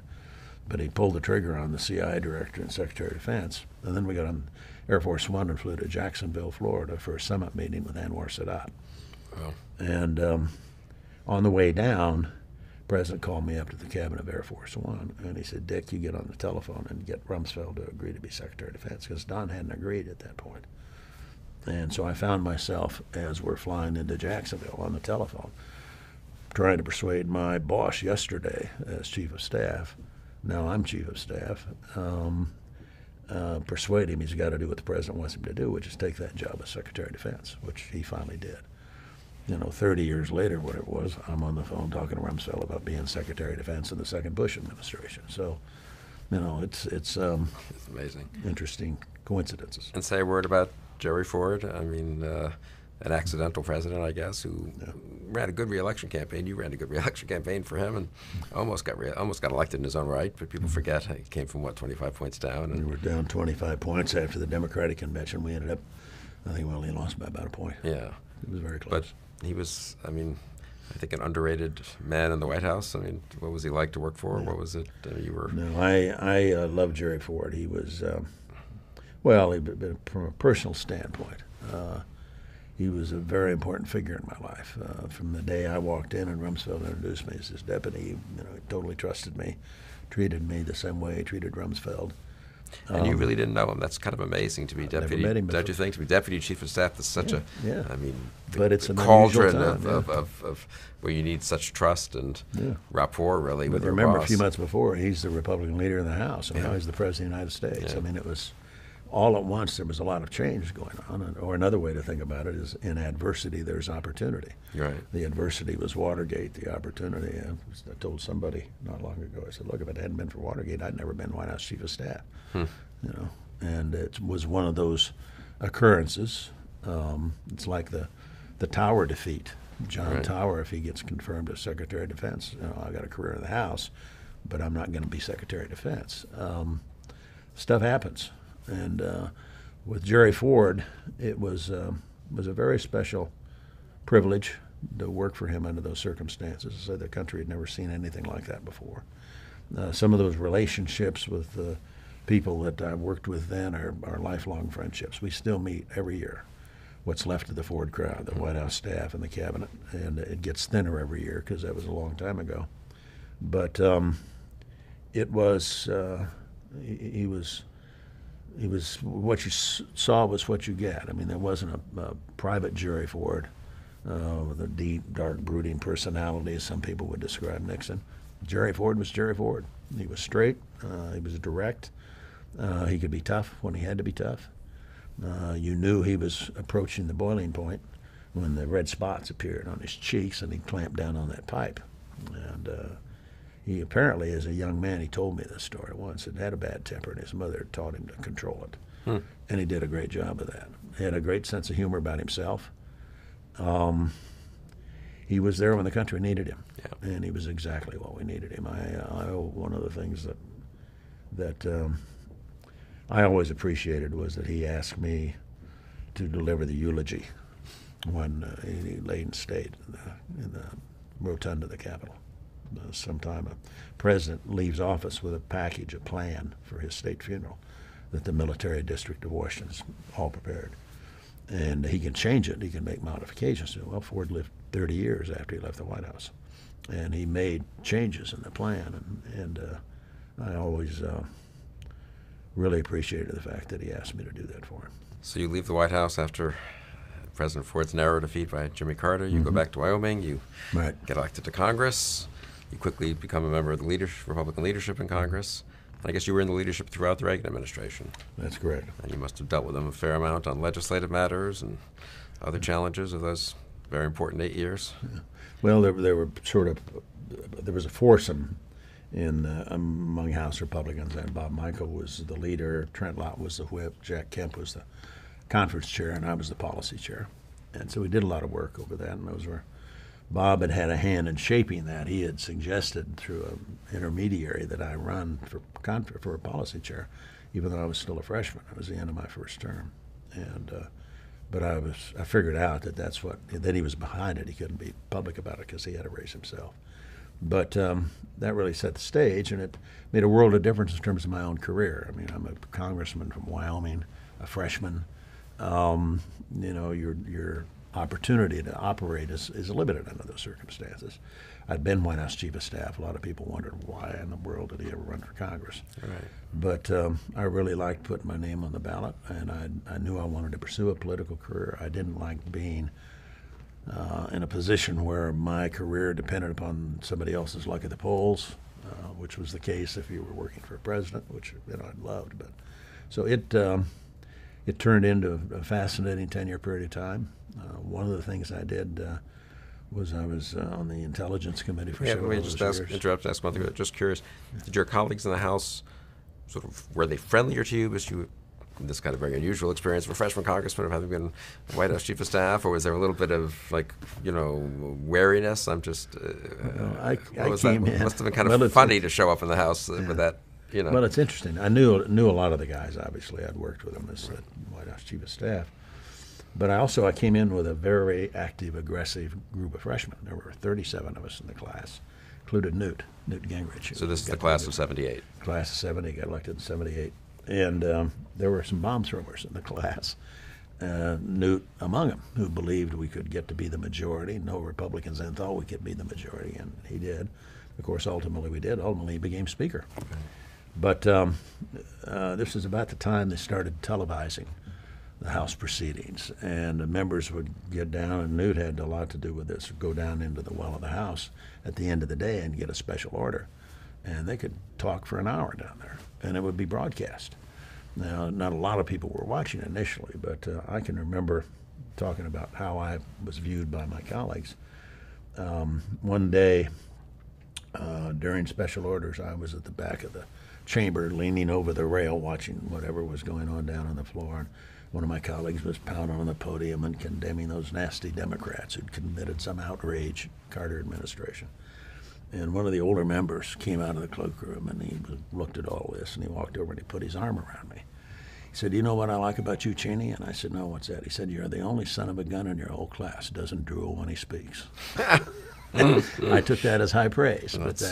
I was, because of my prior experience, and because I was close to Bob Michel and some of the other guys, I ended up being a bridge between my colleagues who were relatively new to the business. When Newt got in a lot of trouble, sometimes he'd come see me and said, "Okay, Dick, what did I do this time?" And on the other hand, from the standpoint of Bob Michel and the other leadership folks, I was somebody they could talk to who was representative of that group, and I was a bridge, if you will, between the old guard and the new guard, and that was one of my strengths that helped me through that period of time. But it also meant that I went through those leadership elections every term after that, and I never had any opposition. I was elected unanimously after that first election, elected unanimously for conference chair and ultimately for whip in '88. And you helped shepherd the Reagan agenda through the House, which everyone forgets was a Democratic House, so it wasn't was a obvious Democratic that House. he would get his major things through. But Well, and Reagan had a very special ability. Remember early on, we had boll weevil Democrats. You can't find a boll weevil Democrat today. Right. But in those days, there were a significant chunk of Democratic members, Phil Gramm foremost among them perhaps. And on economic issues and budget issues, they basically would side with us, with the Republicans. And in that first Reagan term, we had the ability really to control policy in that area. That was enormously beneficial from our standpoint. Reagan had a great relationship with Tip O'Neill. I mean, they argued different on everything, but Reagan being Reagan he had a very special talent. I became a strong supporter of Ronald Reagan. For a while, I felt a little guilty about having worked to beat him so hard and back in '76. On the other hand, if we'd won in '76, he probably never would have been president. So it all worked out. He never held it against me. I had the opportunity to work with him a lot over the years, and he always treated me very well and basically on good terms. yeah, I think you have one story about. I remember this at the time actually when I was Vice President Quayle's chief of staff. After the war, I think after the first Gulf War, Right, yeah. You were in California for some reason, and you went to see President Reagan. Is that right? He was right after the Gulf War ended. This is February, March of '91. I had called the former president out in California and thanked him for what he'd done back in the '80s when he was president, because he had a huge hand in creating that magnificent force we had to go to war with in '90 and '91. That's why I worry very much about one of the things that happens today as we go through the debate about defense. We're not making decisions for just what the force is going to look like now. We're limiting the options of future presidents 10, 15 years down the road, so it's a big problem. In that particular case, this was right after the war was over with. There were welcome home events all over the country, and I was in California and was invited to stop by and visit with the former president and Nancy in their home there in Beverly Hills. And when I went into the house, they sat me down in a big easy chair, and then the president pulled a hassock up, footstool, and put it right in front of the chair, and then he sat down on the hassock and looked me right in the eye, just stared at me, really focused on what I was saying. I think he was already by then, this is, say, early '91, having problems with respect to Alzheimer's. But he was very interested in what I had to say. He wanted to know about Desert Storm, very interested in the Russians and Gorbachev. And so I spent about an hour with him that afternoon, and it was the last time I talked to him. It was a special event, partly because I'd had great respect for him. One of the other things that helped, frankly, and this sounds strange to say, was the assassination attempt. Now, he's been in office just a few weeks, coming out of the Washington Hilton after speaking to a group, and when he was shot and in a very serious health crisis, nearly died, but survived.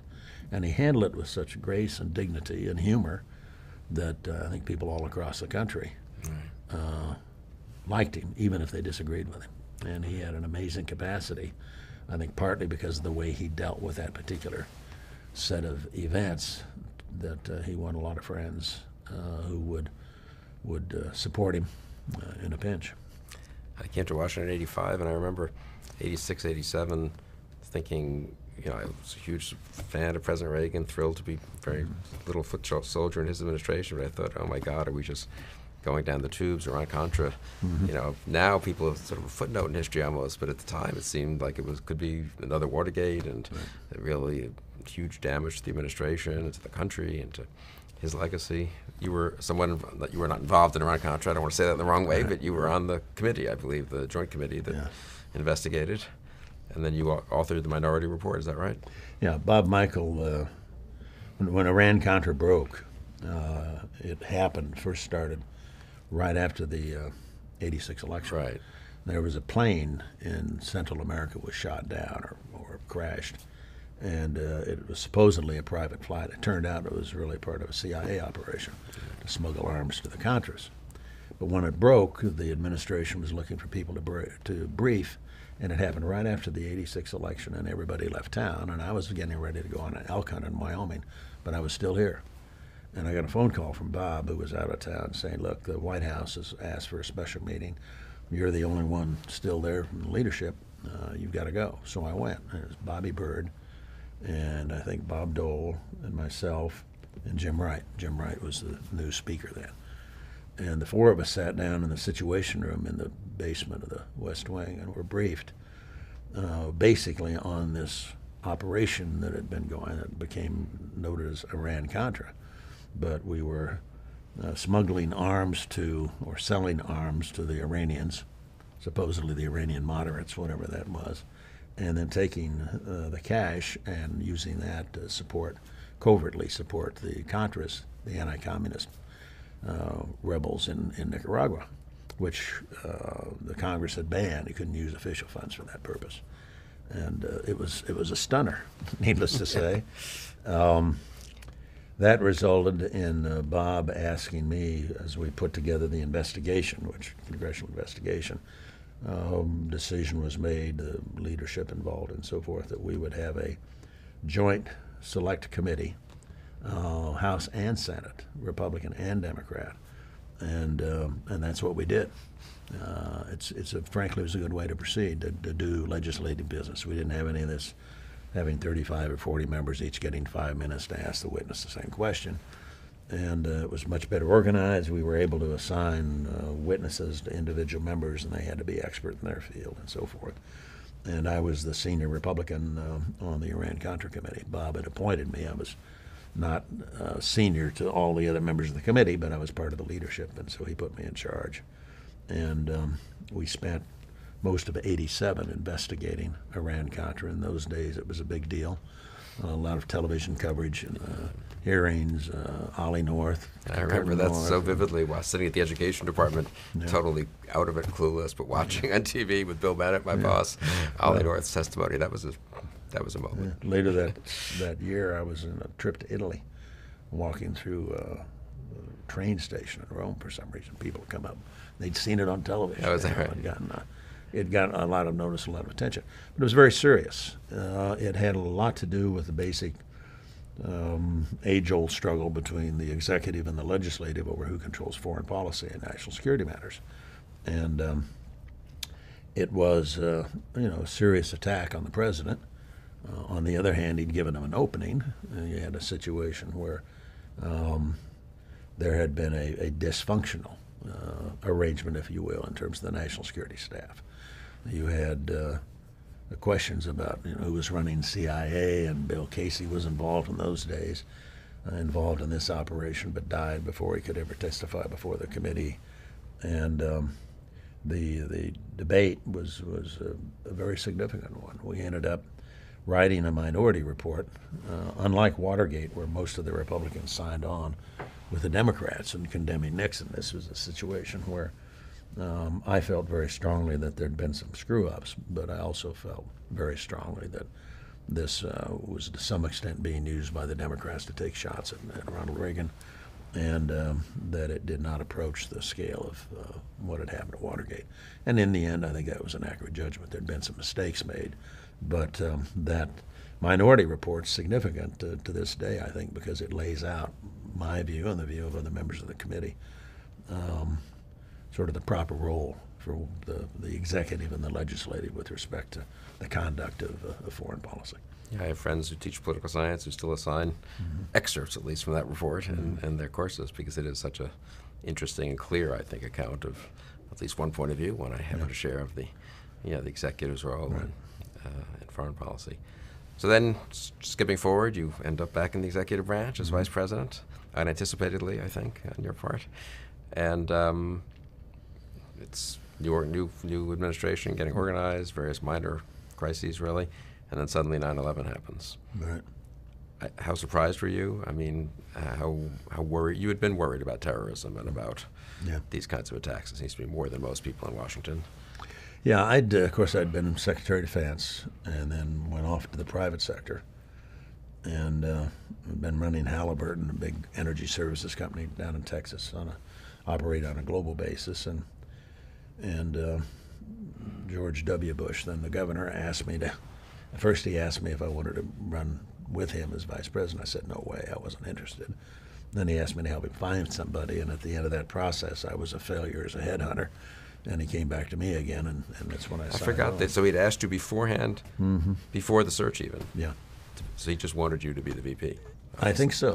I at the time, I said no for all yeah. kinds of reasons, Yeah. and but I don't think he ever gave up on the idea.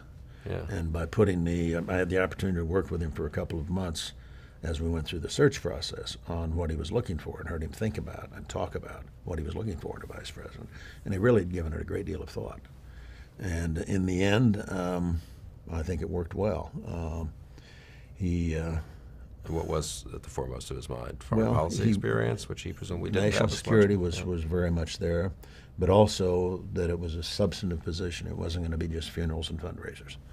And of course, I never found a vice president who really enjoyed his time there unless he got to be president, and then something unfortunate had usually happened if that was the case. But no, he was looking for somebody who could play a major role in his administration and be a part of the team, part of the process. He didn't pick me. I'm from Wyoming. We the smallest state in the nation, population-wise, 3 electoral votes. Turned out we needed all 3 of those electoral votes. It was that close. But I think he used that search process partly with the expectation that he might be able to persuade me, once I'd heard him on this subject and talked with him about it and looked at people, that in the end I was the guy he wanted, and that's what he finally did after our last review down at his ranch in Texas. Just out of curiosity, if you had stuck to your determination not to come back as not to be vice president, not to accept his offer, and maybe you've said this already publicly, I don't know, who would have been the vice presidential nominee? I've never clear? revealed that. Oh, would you like to? No, I never talked about the people we looked at. There was a short list, I guess. There was a short list. You have a long list and a short list. Right. Long list includes the guy who calls up and said, "Look, Dick, I got a really tough race at home this year. If you'd let the word out that I'm under consideration, that'd really help." Okay, you're on the short list or the long list, not the short list. So it was.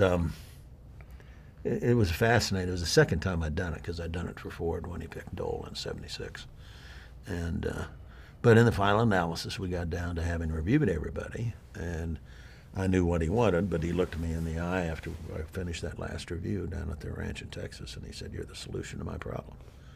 And I said, "Okay, I'll see what I would have to do to make it possible," because I had to worry about Halliburton, who's going to take over there. I got to get the family on board. They were not enthusiastic. Well, daughter Liz was enthusiastic. Lynn and Mary weren't. You can imagine what it's like when to go home at the end of the day and say, "Honey, sell the house. I quit my job. We're going back into politics." Right. But I'm glad I did it. It worked out well. That's good. One of the reasons the president wanted me was national security, obviously. It was because of my background at defense and intelligence committee and chief of staff and so forth.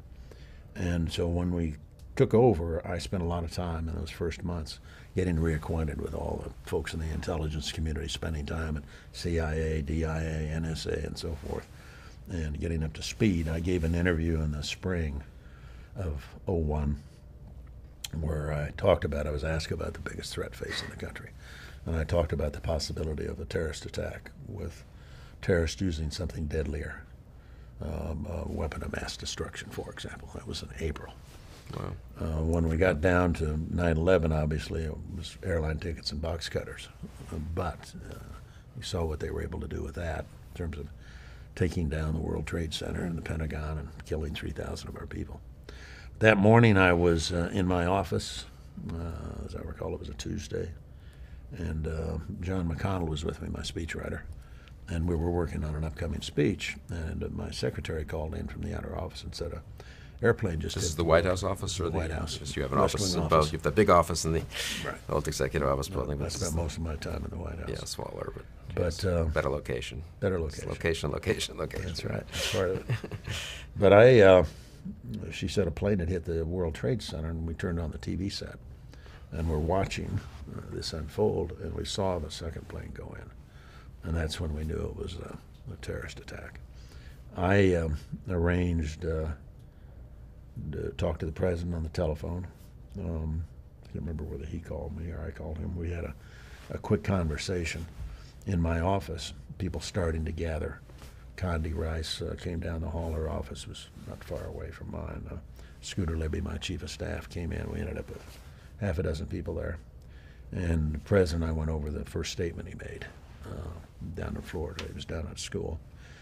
And then after we'd finished the conversation, all of a sudden the door burst open. And my Secret Service agent came in, Jimmy Scott, who's on my detail, and he'd been posted outside my door that morning. He came in and came rapidly over behind the desk, and he said, "Sir, we have to leave immediately." Put one hand on the back of my belt, one hand on my shoulder, and literally propelled me out of the room. I didn't have the choice. He didn't say please, and he didn't say come with me. He said, "We're leaving now." Boom, and away we went. He got me down to a tunnel underneath the White House that leads to the Presidential Emergency Ops Center. It was under the East Wing, built back during World War II, really. And but on the way there was a place where... Had you been there before? Because for various drills when you were... Well, when I was chief of staff, they used to work for me and so forth. Yeah. But partway there's a stair comes down, and then there's a door at each end of a section of the tunnel that you can seal off. In there are some lockers. A lot of my agents had gathered there. They're pulling out weapons, gas masks, and so forth. Nobody knows for sure what's going on. But everybody's heavily armed by that point. And that's where Jimmy Scott told me that the Secret Service had gotten word that there was an airplane flying at low altitude at a high rate of speed out near Dulles headed for Crown. Crown was a code word for the White House, and the airspace over the White House obviously is protected, but they believed it had been hijacked, and it was. It was Flight American 77 that came in and did a big circle and then went in at the Pentagon. And there was a television set there, and I could see on the television starting to get some pictures of the attack on the Pentagon. I got the president on a secure phone again. So this is a whole bunch of you. This is the famous photo of you and Condi Rice. And that was a little later. That's a little later. That was down in the Peoc. This was on the way to the Peoc. Okay. But my wife was there. Lynn had been downtown, and her agents brought her over, and she joined me in the tunnel at that point. And I got the president on the phone and urged him not to return to Washington because Washington's under attack.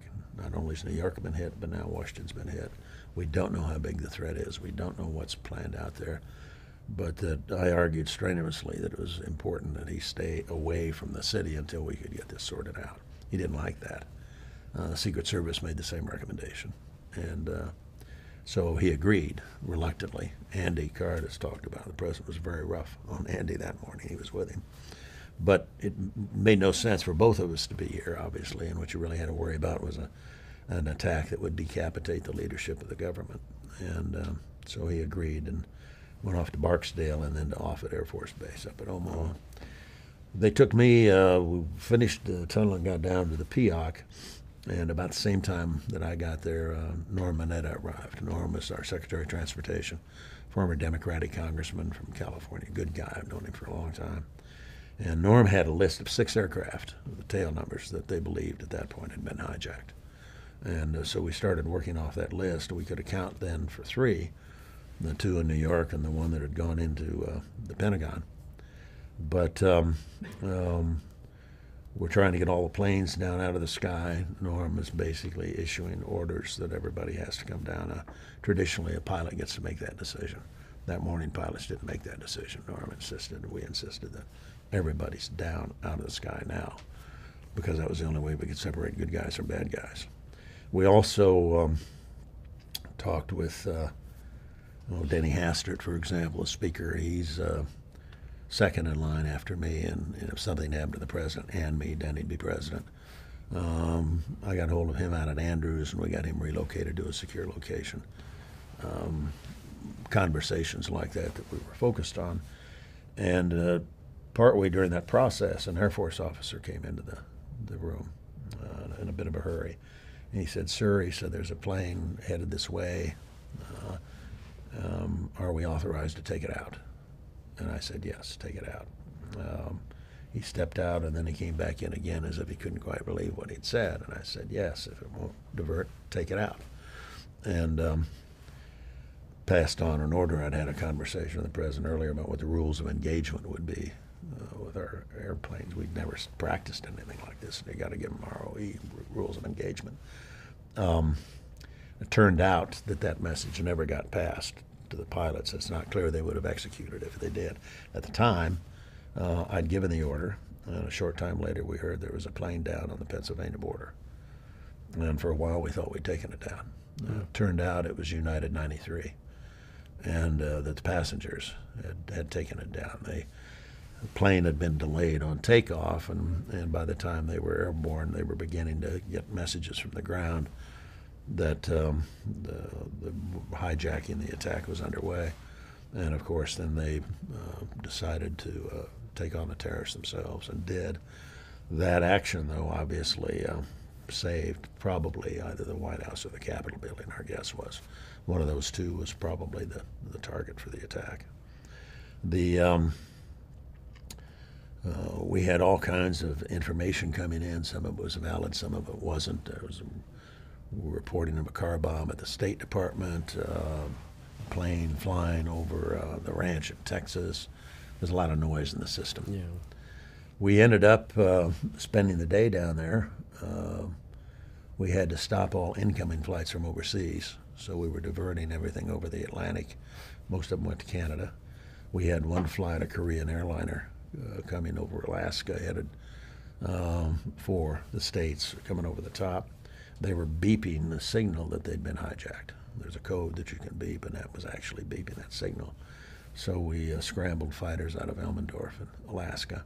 Turned out it was a mistake, but there was one of the big things that helped me was that I'd spent time during the Reagan years in what's called the continuity of government program. I remember that, yeah. And it was a program that was put in place when we were in the midst of the Cold War, faced with the possibility of an all-out global war with the Soviets using nuclear weapons. And that, if you think about it, that's a huge problem. How do you deal with that situation? And there was a program that was actually established that I was part of for several years. And we dealt with questions. As bad as 9/11 was, a nuclear attack on the United States by the Soviets would be far worse. And the basic challenge is to figure out how do you preserve the legitimacy, constitutional legitimacy of the government of the United States, so you've got a functioning government in place. And we actually did exercises. We'd deploy and practice and so forth. And that training was enormously helpful that day, partly because as bad as it was, we'd practiced for far worse, some of us. And that kicked in, that training kicked in from the Reagan years and was helpful. I stayed here at the White House until, the president came back from office. We had a National Security Council meeting. He went on the air and addressed the nation about 8 o'clock at night. And then we again met briefly downstairs. And then Lynn and I flew off the South Lawn on one of the White Tops, Marine 2. It's 2 if I'm on it, 1 if the president's on it. And flew up to Camp David. That was my secure, undisclosed location oftentimes. They put us in Aspen Lodge, the presidential lodge, because it was the most secure. And that's where we spent the night. Liz was up there by then with her family. Mary was down in the Caribbean on a scuba diving trip, so she didn't get back until later. But I sat up all night and watched the reruns of the day. That's all the television had going on it, and began to think about how do we deal with this? What are we going to do? What's the right approach? How do we find the guys who did it? How do we make sure it doesn't happen again? And that became sort of the be-all and end-all of our administration. The president had campaigned on tax policy, prescription drug benefits for seniors, and so forth. But after 9/11, that was a watershed event, not just for our administration, but I think for a considerable chunk of time here. Before 9/11, terrorist attacks were law enforcement problems. After 9/11, it was a war. We lost 3,000 people, more than we lost at Pearl Harbor. In the homeland, in the economic heart of America, in Manhattan, and here, the Pentagon in Washington. So it was a life-altering experience, I think, for an awful lot of us, especially those of us who were in the bunker that day, trying to deal with the crisis as it unfolded. And all in all, looking back, I'm sure there are things you now think you could have done differently, but I personally think the Bush administration, the Bush Cheney administration did a much better job than people appreciate if you think how things could have gone over the next 7 years. But any particular lessons or thoughts, and sort of now 6 years later than the end of that administration, what, 13 years after 9/11? Yeah. Hard to believe, actually. Well, I thought we did pretty well. Some of the decisions we made were controversial. They are to this day. I still defend them. Things like the terror surveillance program, which created great flap over the NSA, and the assumption is the NSA's, listening into your phone call to Aunt Fanny. They aren't. Right. To my knowledge, that program's always been operated to the highest standards, very careful to protect people's civil liberties. And another program that was very controversial was enhanced interrogation techniques. But when you do have the kind of problem we had, and you've got a handful of individuals, the terrorists and the leadership of the terrorists, who know what's going to happen next, or know how they did the last one. We didn't know a lot about al-Qaeda. We knew about the organization. We knew bin Laden. But when we began to capture high-value detainees, especially in Afghanistan, and people like Khalid Sheikh Mohammed, the mastermind of 9/11, what are you going to do? Just say, please, please, pretty please, tell us what you know? It's not going to work. This guy's going to die for Allah if he gets a chance, and kill every American he can in the process. So we developed a series of techniques. They're not new in the sense that they're the same techniques we use training our own pilots and our own people who may find themselves potentially captured by the enemy at some point. The waterboarding is part of that process. The guy who got waterboarded more than anybody else was KSM. The CIA produced a report subsequently in about 2004 that said Khalid Sheikh Mohammed, preeminent source on al-Qaeda. That's where we got most of our information about al-Qaeda was from Khalid Sheikh Mohammed.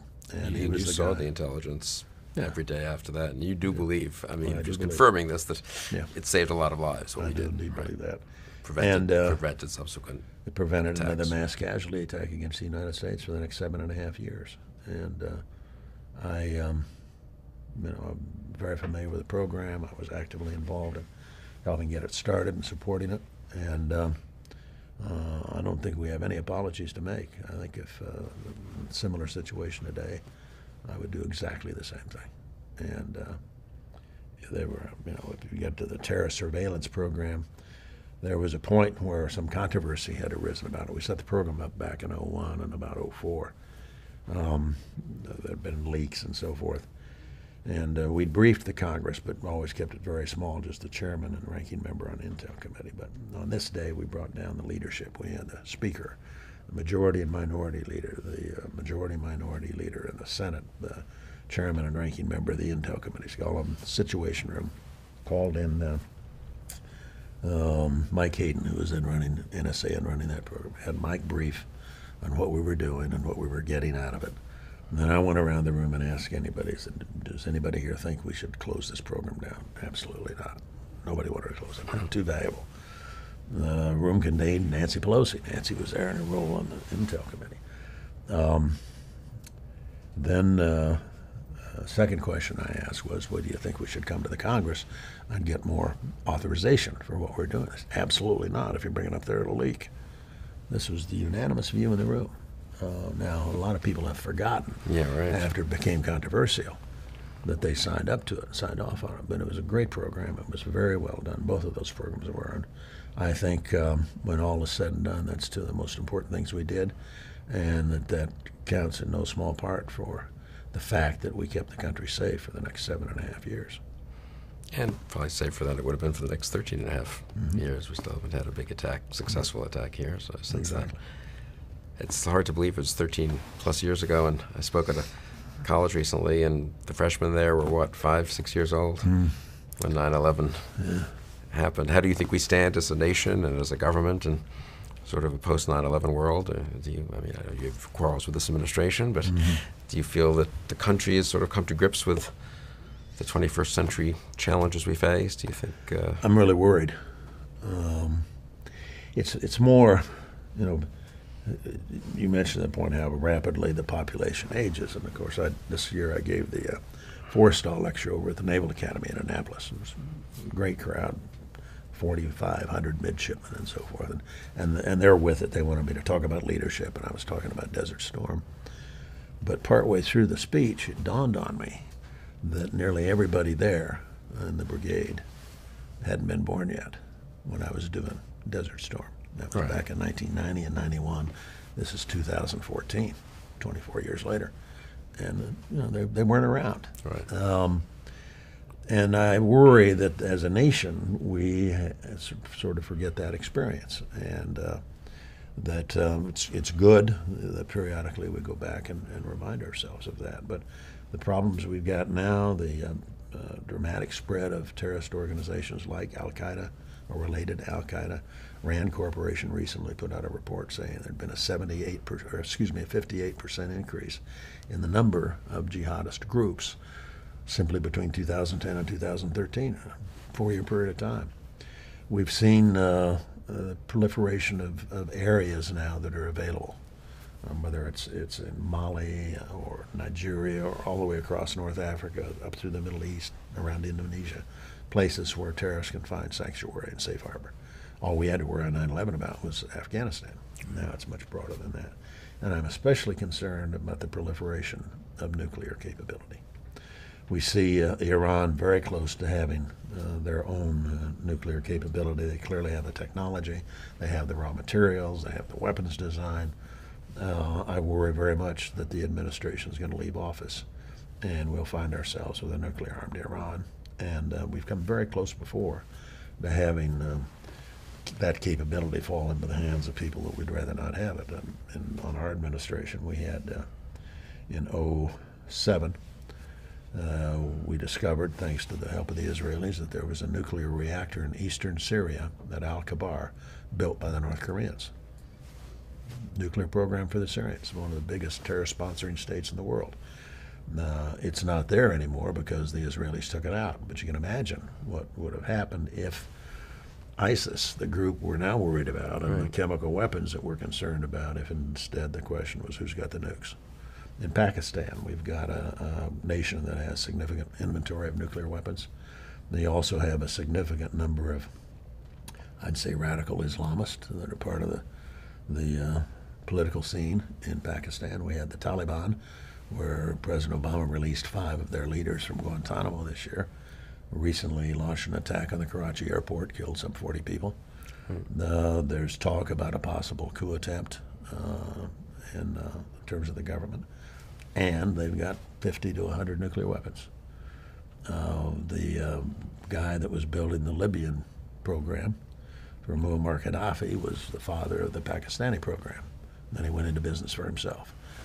He claimed publicly in the newspapers that the North Koreans got their uranium enrichment technology, which is now state-of-the-art, which is now operating a couple thousand centrifuges, that they got that by bribing Pakistani officials. So for us to look at that part of the world and think we can hide behind our ocean, everything's fine, that's crazy. You got to be a fool to believe isolationist strategy is the way to go. We have no choice but to be involved in that part of the world, and if we're not actively involved, there are some very bad things that are going to happen. I think if the Iranians get nuclear weapons, it'll only be a short period of time before others in the region also have nuclear weapons. So we're in a very dangerous period. I think it's more threatening than the period before 9/11. I think 9/11 will turn out to be not nearly as bad as the next mass casualty attack against the United States, which, if and when it comes, will be something with far deadlier than airline tickets and box cutters. I don't want to end on such a grim note, but you have hope. You have hope for the future. Well, I do. What actually gives you the most? I'm curious, honestly. I mean, when I look back at our history, we've been through some very difficult times before. Think about going from the Depression of the 1930s to World War II. Yeah. And we had a period of time then when, because of World War I and the League of Nations and the isolationist sentiment, America First sentiment, that was very strong back in the late 30s. Franklin Delano Roosevelt had to deal with a nation that was overwhelmingly hostile to the idea of American involvement abroad. We had a military at the time of Pearl Harbor was 17th in the nation. Romania had a bigger army than we did. We overcame all that and mounted that magnificent effort that was World War II and won a tremendous victory and set the stage for 70 years, basically, of relative peace and stability in the world. That's in danger now, partly because there aren't very many people left who remember it, partly because we don't teach it in the schools anymore, and partly because the technology gap has always worked to our advantage, is getting smaller and smaller vis-a-vis the Chinese, for example. And we get into the whole area of cyber warfare. They're very good at what they do, and they're working on it all the time. So I think we're entering a period of considerable danger with the United States that relative to other nations is weaker than we ought to be, that our military force is being dramatically reduced when it shouldn't be, and what we need is strong leadership. And we need a president and a Congress who understand the nature of the threat. Hopefully we will rise to the occasion now as we did in the past. But it's very important that we do so. This is not a time for us to rest on our laurels and think we can cut the defense budget and spend all that money on highways or whatever else we might want to spend it on. We really need a strong leader, and we need somebody who can step up and remind the world what the United States is capable of and demonstrate the ability and the willingness to do that. Well, that's a good note, I think. I I hope when we have that strong leader, I hope we will have such a strong leader in 2017, I hope his first phone call is to bring you into the White House. Not to ask you to be Vice President or Chief of Staff or SecDef, though that would be fine with me, but at least to get your counsel. And thank you so much, Mr. Vice President, for spending this time today. Thank you for your service over the years, which has really been exemplary, I think, just speaking personally for me as a model of what a public servant should do. So thank you very much. Well, thank you, Bill. And thank you for joining us again for Conversations.